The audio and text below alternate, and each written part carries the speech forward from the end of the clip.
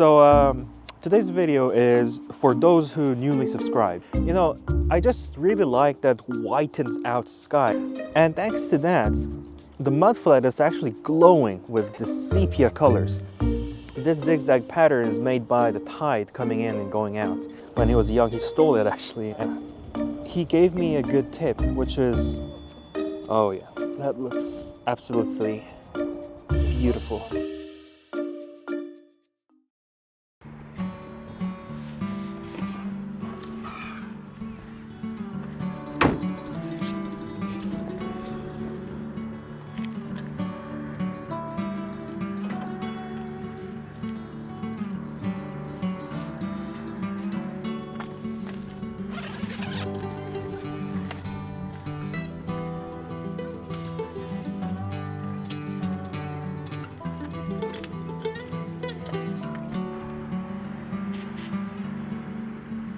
Well, hello everyone, and welcome back to my channel. So, my previous video was a big success because it brought me over 20 new subscribers. And I'm eternally grateful that I have now more than 700 subscribers.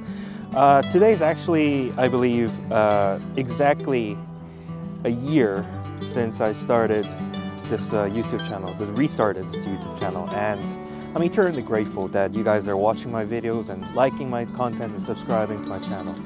So today's video is for those who newly subscribed and for those who really like black and white minimalist photography.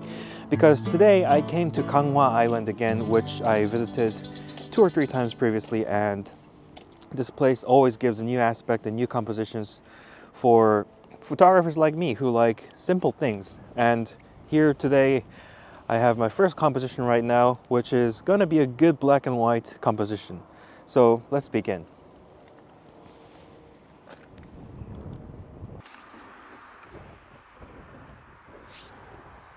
Okay, so I've got my first composition right here, and as you can see probably here, there's a small island somewhere here, and that's my main object. And my first composition is a really simple one, as I just excluded everything else except the island and the mudflat in the sky. And I deliberately chose the overcast day, an overcast day, because, you know, I just really like that whitened out sky. I don't need any clouds or anything when I'm shooting black and white minimalist photography. So today it's just going to be highlights and shadows, and that's it. So my first composition is a rather simple one. The top third of my frame is filled with the white sky, and the bottom third, the mudflat, and in the middle, there's this small hill or island. So I'm gonna make 2 shots, ISO 100, f11, and 640th of a second. First, focus to the island, that's shot 1. And because the foreground will not be in focus, I'll focus on the foreground and make another shot. So I'm gonna focus stack them later in Photoshop, and as always I make one black image to tell my future self that I need to focus stack these 2 images before the black shot. So when the image is done, here's the shot.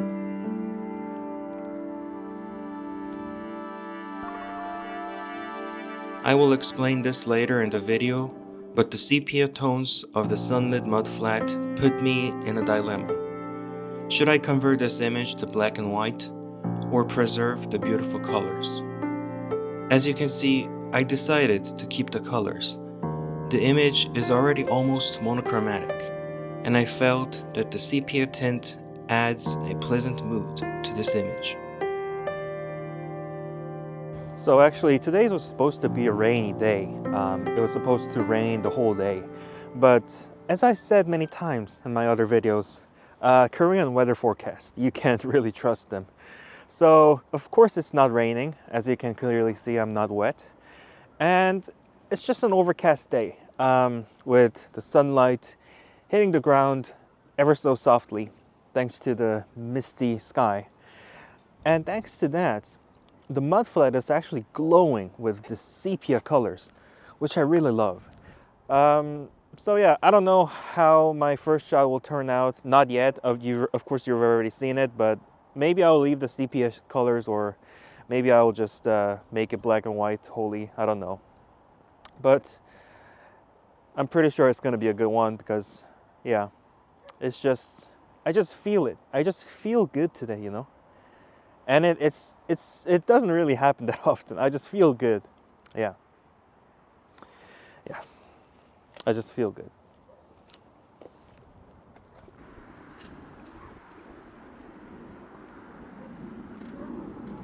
You know, this place is actually so popular that every time I come here, you can actually see another photographer, and today's no exception.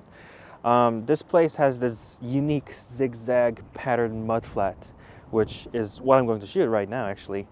And this zigzag pattern is made by the tide coming in and going out. And it's a very good long exposure place, long exposure composition, because when the water comes in, you know, and if you expose it for like 40 minutes or 1 hour, that's what usually Korean photographers do here. And the water becomes ever so hazy and smooth, like it just looks like a painting, you know, and it looks absolutely beautiful.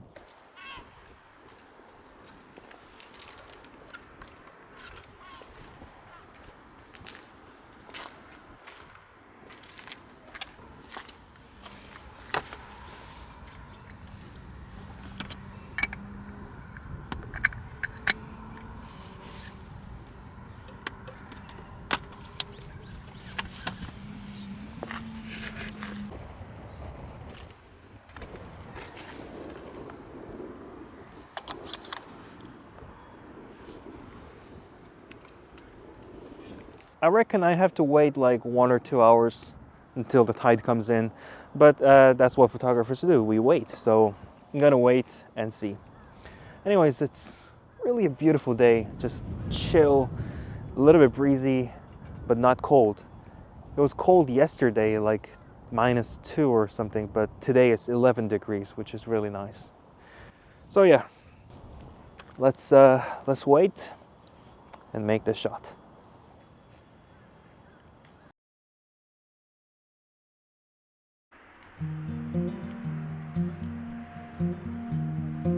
All right, so the tide came in and it's time to make my photos.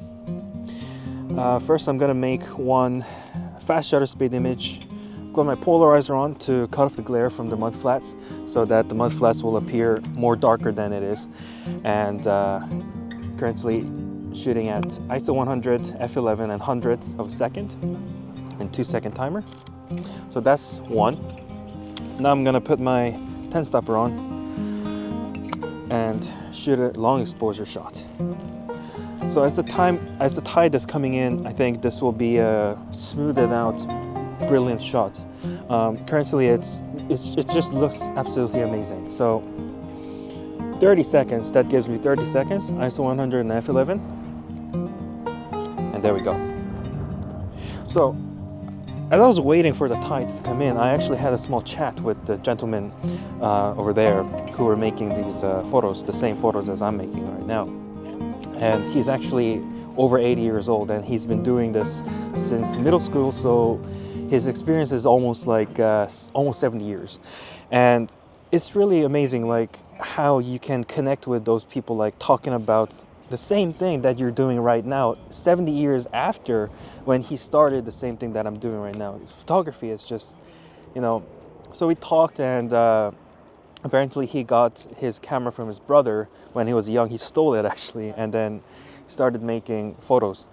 And he gave me a good tip, which is, I asked him, sir, I'm a landscape photographer who's making videos for English-speaking people around the world, and I'm trying to, you know, show them the beauty of this Korean nature. And he said, "Oh, that's good." And I asked him, if there's any tip, there's just one tip that you can give me, what would that be? And he said, he thought, and he thought, and he said, well, just keep trying and keep making photos, and you'll get better.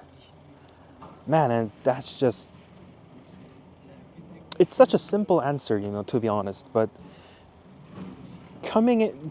the fact that it's coming from someone who has been doing this for over 70 years, that you just need to keep trying and trying, that really is something, you know. It's something worth taking a note. It's something worth listening to, I think. It's amazing. So he actually offered me coffee, but I can't drink coffee because I have stomach problems with coffee. But yeah, he was really nice. He was really nice. So anyways, the shot is done. I'm currently exposing my second exposure, and let's check. Oh yeah, that looks absolutely beautiful, amazing. Yep, that looks amazing. I'm sure this is gonna be a belter. Yeah, absolutely beautiful. I normally try to avoid creating the same image as other photographers, but this place had to be an exception.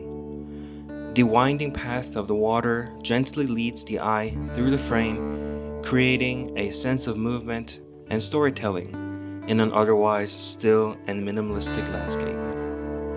The calm, soothing vibe of this image truly makes me happy.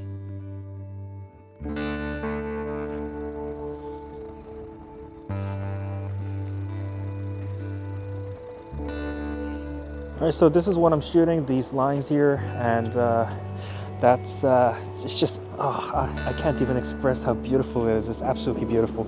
The sunlight, it's a little bit stronger than before, than an hour ago, because right now the tide is coming in and the clouds are moving away. So it's actually, the overcast is, you know, becoming a little bit less of an overcast, but it's really beautiful right now, and the light is hitting. And thanks to that, the water, even though I'm using a polarizer, is still bright white. It's bouncing off all that light, and that's gonna make a good highlight in my black and white image. So I actually made the shot that I really wanted, and I'm currently making another shot a little bit zoomed in, so that I can make, you know, more than just one shot to go home with. And they're all pretty much the same, because I'm basically shooting the same thing as, you know, my previous shot and this one, but still, I think it's worth shooting because, you know, just conditions are just absolutely perfect. So I don't want to miss this chance.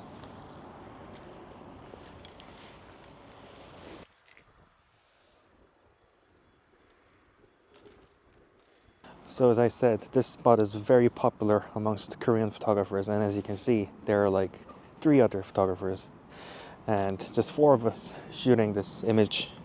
Such a nice experience, you know, that this photography is connecting someone who's in his 20s, which is me, and who's in his 80s, which is him walking behind me right now. Oh, he's already gone from the screen. Okay. But that's what photography is about, I think. Connecting people, and connecting people with nature as well. It's just absolutely beautiful. This experience, you know, man. You know, because I'm always solitary. I'm always, you know, making photos alone. But today, I've got my senpais, I've got my friends, and that's amazing. That's really, I feel grateful that I met these gentlemen, and that I got a very good tip from them, which is just keep trying and keep doing what you're doing, and eventually you'll get better.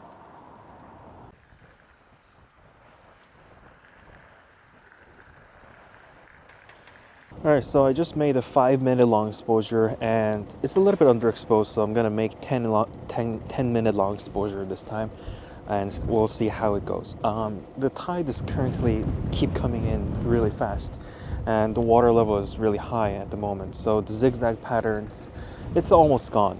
But I'm still gonna make this as my last shot, and then we'll see what happens with this 10-minute shot.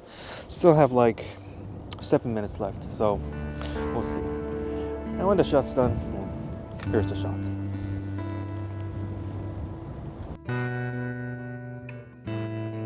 The image is not so different from the previous one, but I tried to emphasize its calm, soothing vibe by capturing a long exposure shot of the incoming water. Thanks to this technique, the waterline appears much smoother, almost hazy, enhancing the sense of tranquility and allowing the viewer to feel an even greater sense of calm while looking at the image.